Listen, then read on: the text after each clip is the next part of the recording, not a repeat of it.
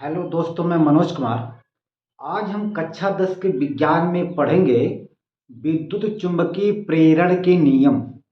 विद्युत चुंबकीय प्रेरण के नियम ये क्या है? ये वास्तव में दो प्रकार के होते हैं, ठीक है ना?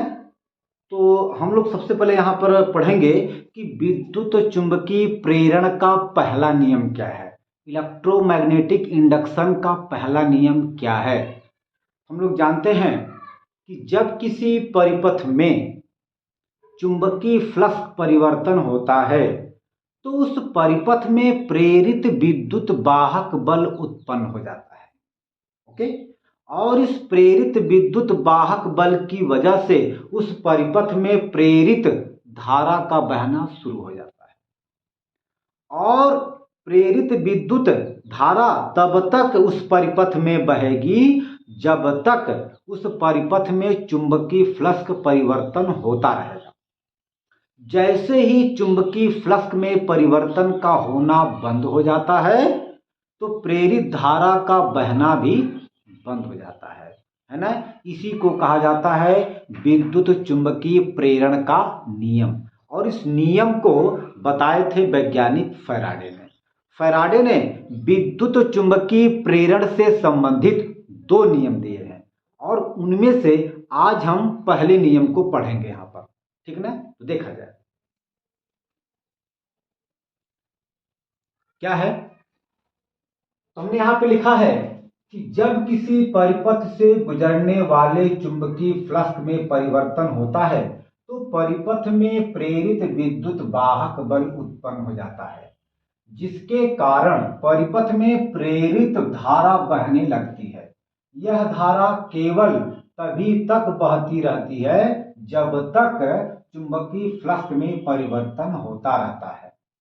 जैसे ही चुंबकीय फ्लक्स में परिवर्तन का होना बंद हो जाता है तो धारा का बहना भी बंद हो जाता है? इसकी खोज वैज्ञानिक फैराडे ने किया था।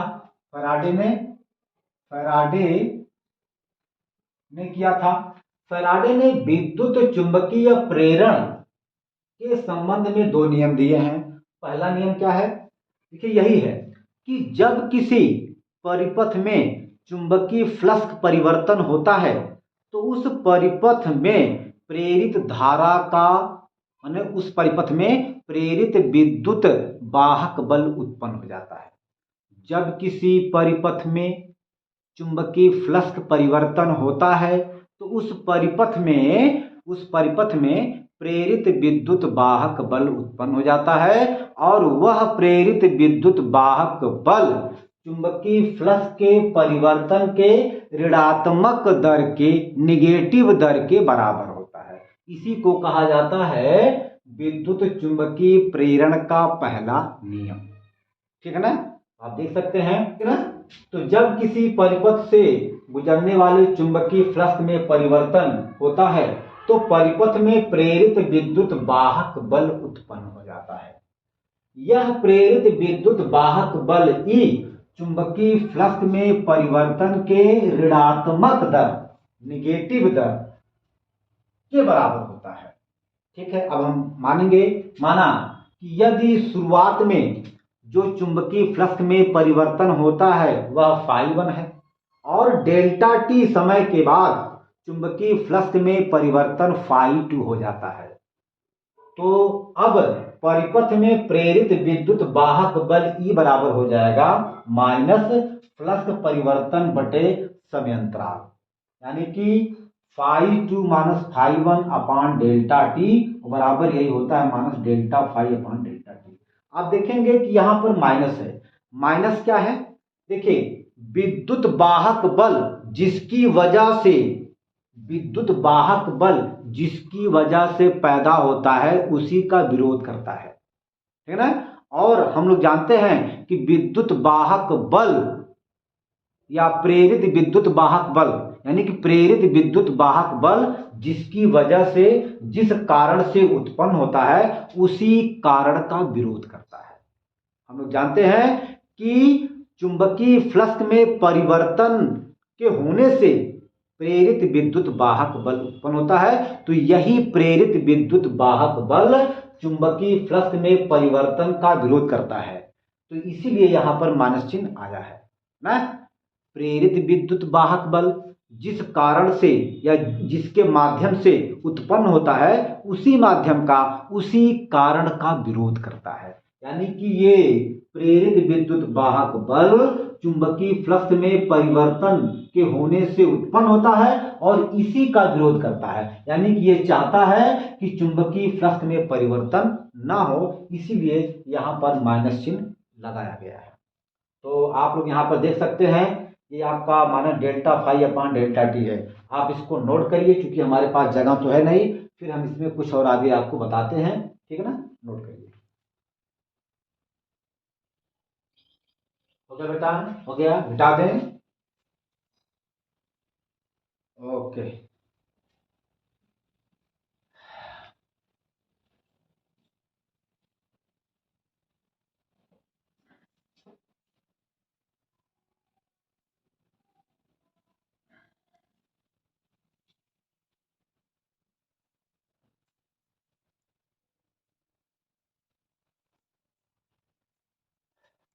यदि हमने अभी पढ़ा है कि E बराबर है minus delta phi upon delta T. ये क्या है? ये चुंबकीय फ्लक्स में परिवर्तन है। यह चुंबकीय फ्लक्स में परिवर्तन, ये क्या है? समयांतराल है, समयांतराल है।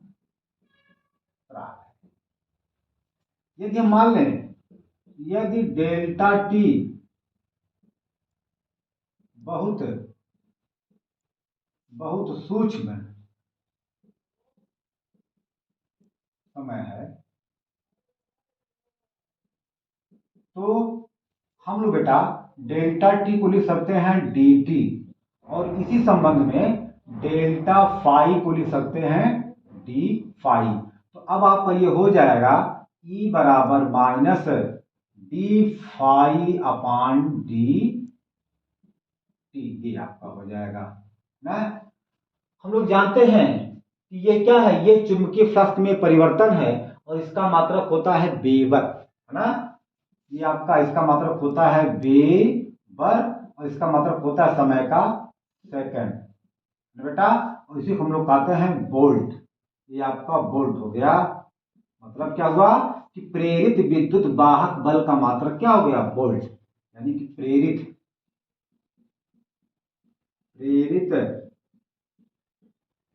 विद्युत वाहक बल का मात्रक वोल्ट होता है, वोल्ट होता है। ठीक, अच्छा मान लें कि परिपथ में, मान लिया आपका परिपथ ऐसे है, ऐसे आपका है परिपथ ना, ठीक है। अच्छा, यदि परिपथ में कोई कुंडली हो और उस कुंडली में सब n फेरे हों, ये कुंडली का पहला फेरा, ये कुंडली का दूसरा फेरा, ये कुंडली का तीसरा फेरा, ये चौथा, ये मान लेते हैं कि n है। और मान लेते हैं कि यदि इस कुंडली में तार के फेरों की संख्या n है, यदि हम मान लें इस कुंडली में तार के फेरों की संख्या कैपिटल n है, तब उस समय टोटल इस कुंडली सहित परिपथ में, है ना, प्रेरित विद्युत वाहक बल E का मान हो जाएगा E बराबर minus n D phi upon D T. ये हो जाता है बेटा ना। तो या इसको हम लोग ऐसे भी लिख सकते हैं E बराबर minus n del phi upon delta T, या इसको माइनस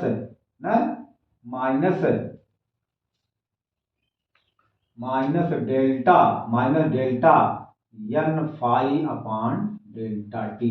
हम लोग इसको ऐसे भी लिख सकते हैं, चाहे ऐसे लिख सकते हैं। ये n क्या है? ये n कुंडली में तार के फेरों की संख्या है। एक फेरा, दो फेरा, तीन फेरा, चार फेरा, यहां तक क्या बेटा? ये कुंडली है, ये क्या है? ये कुंडली है, और ये कुंडली में तार के फेरों की संख्या है। एक फेरा, दो फेरा, 3 फेरा, 4 फेरा, 5 फेरा, हम मान लेते हैं कि n फेरा है। और प्रत्येक फेरे में चुंबकीय फ्लक्स के परिवर्तन की वजह से प्रेरित विद्युत वाहक बल उत्पन्न होता है। मान लेते हैं यहाँ पर E1 उत्पन्न हुआ, मान लेते हैं कि इस फेरे में प्रेरित विद्युत वाहक बल E1 पैदा हुआ, इसमें E2 पैदा हुआ, इसमें E3 पैदा हुआ, इसमें E4 ऐसे मतलब पैदा हुआ।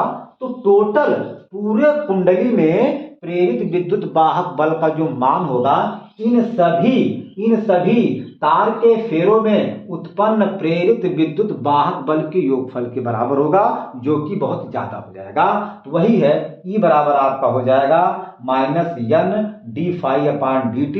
हम लोग इसको ऐसे भी लिख सकते हैं, E बराबर माइनस डेल्टा n∅/डेल्टा t। ये आपका हो गया, ठीक है ना। तो आप इसको बढ़िया से नोट कर लीजिए, कोई दिक्कत की बात नहीं है, ठीक है।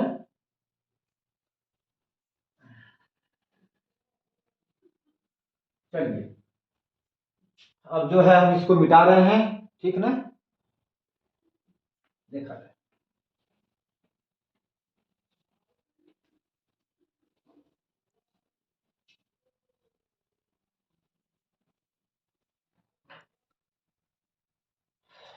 देखा जाए, ये दूसरा नियम है ना।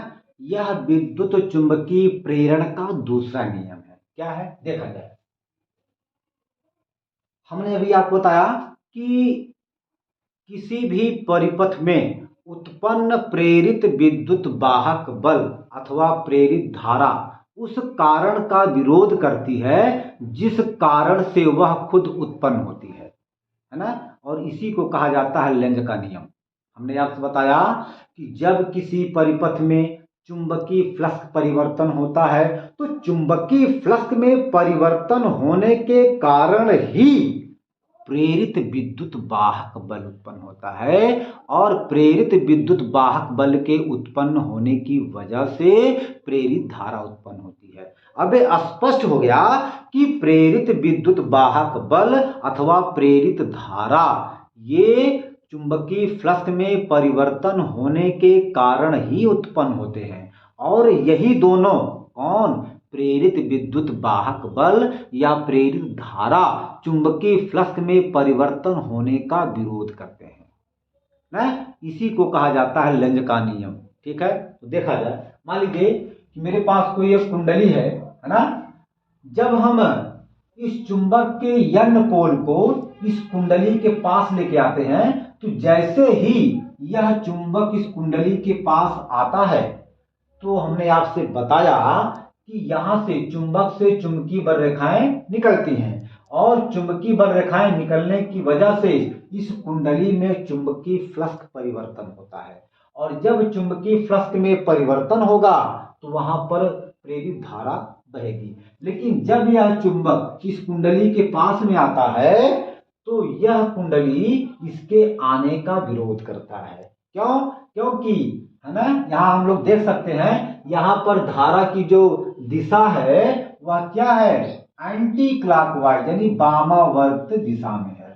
तो यहाँ पर कुंडली का जो पहला सिरा है वह नॉर्थ पोल बन जाता है। तो जब यह चुंबक इसके पास में आता है तो यह कुंडली इसको दूर भगाने का प्रयास करता है। क्यों? क्योंकि हमें पता है कि समान पोलों में प्रतिकर्षण का बल लगता है ना। तो देखा जाए, हमने आपसे बताया कि इसमें जो धारा बह रही है वह धारा चुंबकीय फ्लक्स में परिवर्तन होने की वजह से बह रही है, और यह चुंबक चाहता है कि इस कुंडली में लगातार चुंबकीय फ्लक्स में परिवर्तन हो, लेकिन यह कुंडली ये चाहती है कि इस मतलब कुंडली में कोई धारा न बहे। इसीलिए यह जो कुंडली है यह इसके गति का विरोध करता है, यानी कि ये कुंडली चाहती है कि ये चुंबक दूर चला जाए। वही बात यहां भी है, जब यह चुंबक इस कुंडली से दूर जाता है तो यह कुंडली चाहती है कि यह दूर ना जाए, ये मेरे पास ही रहे, यानी कि यहां भी इसके गति का विरोध करता है। यानी कि हम लोग यहाँ पर देखते हैं कि इसमें जो धारा बह रही है वह क्लॉकवाइज दिशा में बह रही है, यानी कि दक्षिणावर्त दिशा में बह रही है। तो यहाँ पर कुंडली का जो पहला सिरा है वह यस पोल बन जाता है, और इसकी वजह से देखिए ऐसे, देखिए ये धारा ऐसे बह रही है, ये देखिए, ठीक ना। तो जब ये चुंबक इस कुंडली से दूर जाता है तो ये जो है, जो ये कुंडली है इसको अपनी तरफ खींचती है, यानी कि इसके जाने का विरोध करती है। क्या करती है? विरोध करती है। लेकिन अगर हम ये प्रयास करें कि जब यह चुंबक इस कुंडली के पास जा रहा था, ये कुंडली इसको दूर भगाने का प्रयास कर रही थी, लेकिन हमने क्या किया, इस कुंडली को इस चुंबक को पकड़ करके हम इस कुंडली के पास लेके आते हैं, यानी कि इसके बल के विरुद्ध, इसके बल के विपरीत दिशा में हम बाहर से एक बल लगाते हैं, और जब बल लगाते हैं तो वही बल कार्य करने में खर्च हो जाता है। तो जो बल कार्य करने में खर्च होता है वही जो है वही ऊर्जा इसमें विद्युत ऊर्जा के रूप में सम्मिलित हो जाता है, और ठीक है, तो उसी वजह से हमें यहाँ से धारा मिलती है। वही काम यहाँ भी है। यही क्या है? यही जो है दूसरा नियम है। क्या है? कि जिस कारण से प्रेरित विद्युत वाहक बल या प्रेरित धारा उत्पन्न होती है उसी कारण का विरोध करती है, यानी कि जिस कारण से प्रेरित विद्युत वाहक बल या प्रेरित धारा उत्पन्न होती है वही अपने कारण का विरोध करती है, और ये दोनों चुंबकीय फ्लक्स में परिवर्तन की वजह से पैदा होते हैं, और यही चुंबकीय फ्लक्स परिवर्तन में होने का विरोध करते हैं, यानी कि ये चाहते हैं कि चुंबकीय फ्लक्स में परिवर्तन ना हो ना।